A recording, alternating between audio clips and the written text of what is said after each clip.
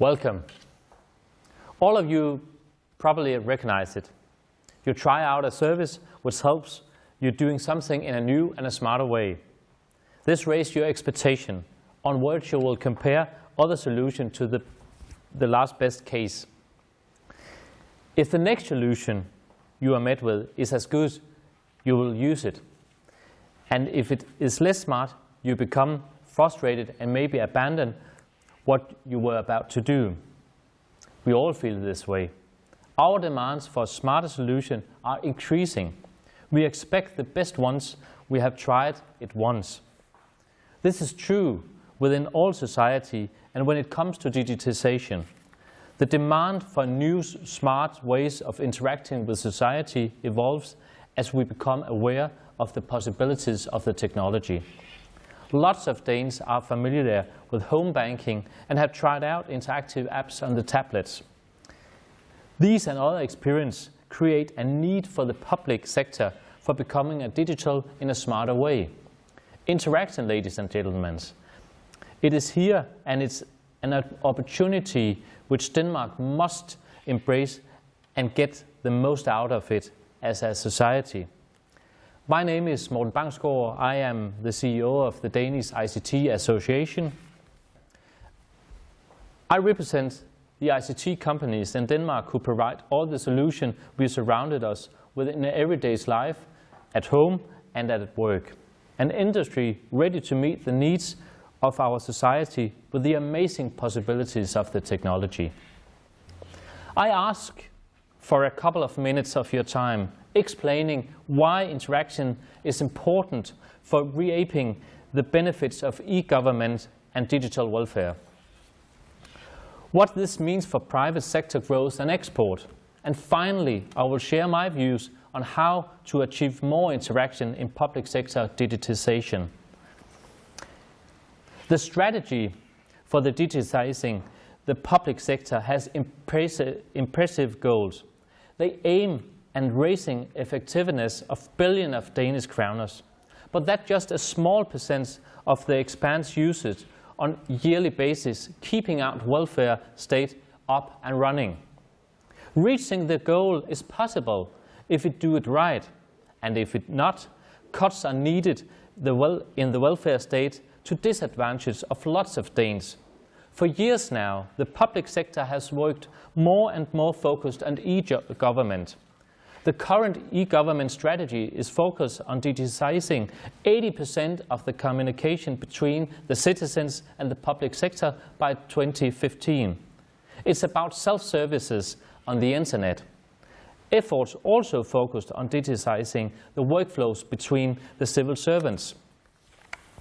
And right now, a new strategy is being formulated, kickstarting the digitization of the welfare state services, meaning the way the public sector meets the citizen needs in elderly centers, hospitals, our schools, and at home. Good solution designed upon the needs of both the citizens and the civil servants can help us deliver upon the strategy goals. Resources are saved in the public sector when communication with the citizens are carried out in a digital way. Examples of the cost of different way of communication in the municipalities are shown on the slide. Therefore, authorities invest in building websites and smart solutions with the citizens can use instead of contacting civil servants. The challenge is how to structure information and solution in the way the citizens find smart and are motivated to use. It is mandatory to use self-service for more tasks every year, but in the law are given loopholes for citizens not ready to go digital. If many use these loopholes, it will demolish the business case set up in the strategies, because then the public sector will need to man up instead of letting smart systems to do the work.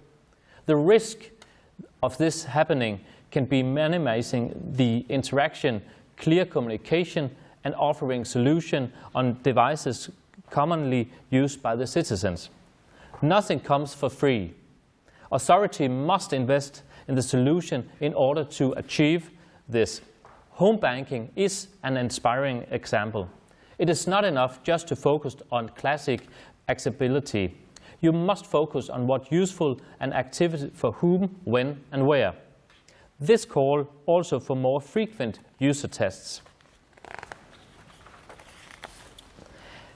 Let me be clear on one thing. The population of Denmark is e-ready and getting more so every year.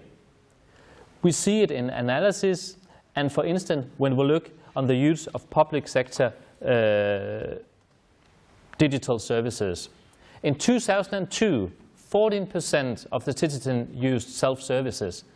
10 years after, in 2012, this figure had climbed to 69%. Thus, we can and will not use the citizens as an argument for not going all in with digitizing the public sector. Good findings are also this. 99% of the municipalities expect to gain some or large effects of the digitization. Only 1% does not accept these effects. We are therefore not surprised that new analysis from local government Denmark shows 30% of the municipalities are ready to change or develop upon the self-services solutions. This shows a willingness towards change and willingness to invest, and that is good. Most of the public sector budget is used on the welfare areas. That's why the possibilities for digitizing the welfare are so interesting. If we can increase productivity by just a small degree, the benefits are huge. And 2% increase in productivity means 8 billion more kroners to use for other purposes. Solutions are evolving all over. They have in common the focus on empowering the citizens, on making them participate instead of just watching the welfare state happening to them.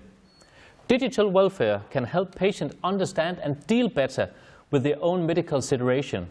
A patient with diabetic can monitor his own readouts and adjust habits and medication without needing to consult the GP all the time. And he can take contact with it when it's needed. At school, lectures and tests can be designed which fits each student and motivates their learning. Rehabilitation can be conducted online, and robotics can help the elderly with the basic needs with a greater dignity.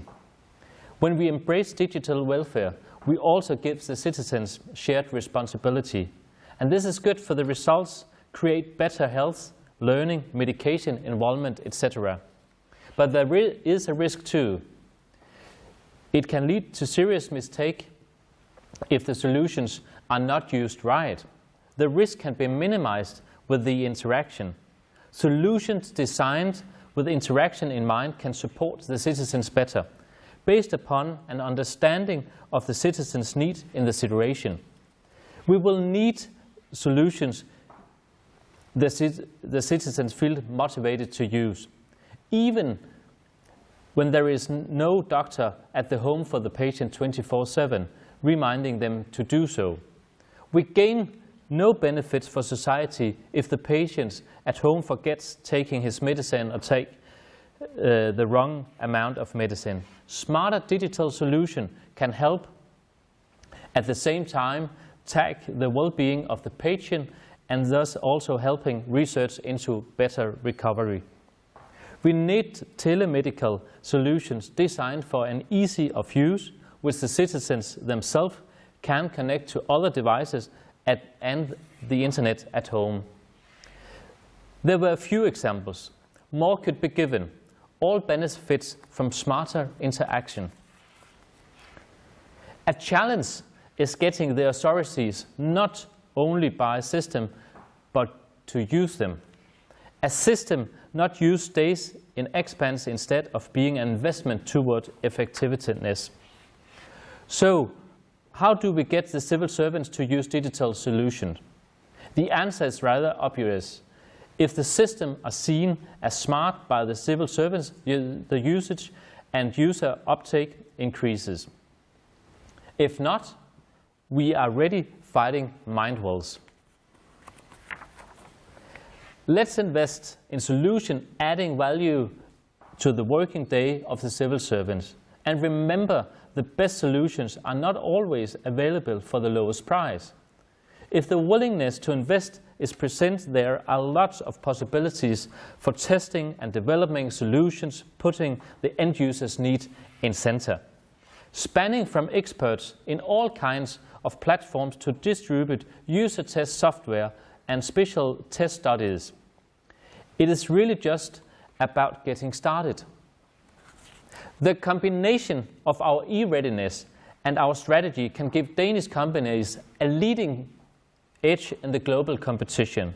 If we focused upon the developing our solutions together with and to the benefits of the end users, we will gain knowledge and solutions we can export to the world. It will create jobs and revenues.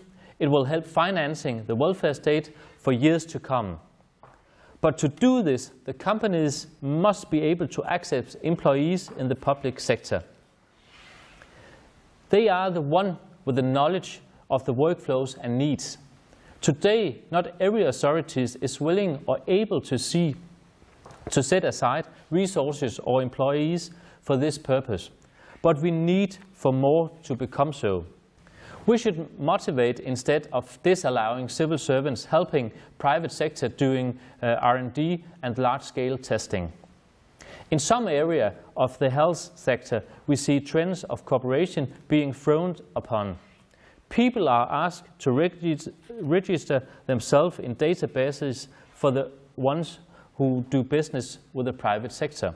We must turn in another more trustful direction. Otherwise, we fear meeting more of the same when we are to develop digital solutions for welfare cases. We also need to change the regime of the public tenders. We must have more dialogue and less specification written in stone before anyone knows the need and the technical possibilities. Our position is we should not be afraid for having a dialogue when that is what we need to develop the solution which serve our strategic goals. So to sum up some conclusion. What is needed to gain more and better interaction in the solution of e-government and digital welfare? First, we need to start focusing more on interaction. It's crucial, and it's realizing the public business case of digitization and for setting off global export. And second, then there is a need for investing more in creating better solutions. We must prepare to develop, to test, to revise, to deploy. We must be agile. And remember, this does not come if the customers are not willing to pay the bills of the innovative products. And thirdly, we must allow and motivate R&D dialogue between authorities, vendors and end users. Otherwise, we have no hope of meeting the demands by the citizens or the harsh economy demands for effectiveness for billions of kroners. There were my words on interaction. Thank you very much for your attention and for staying with me all the time.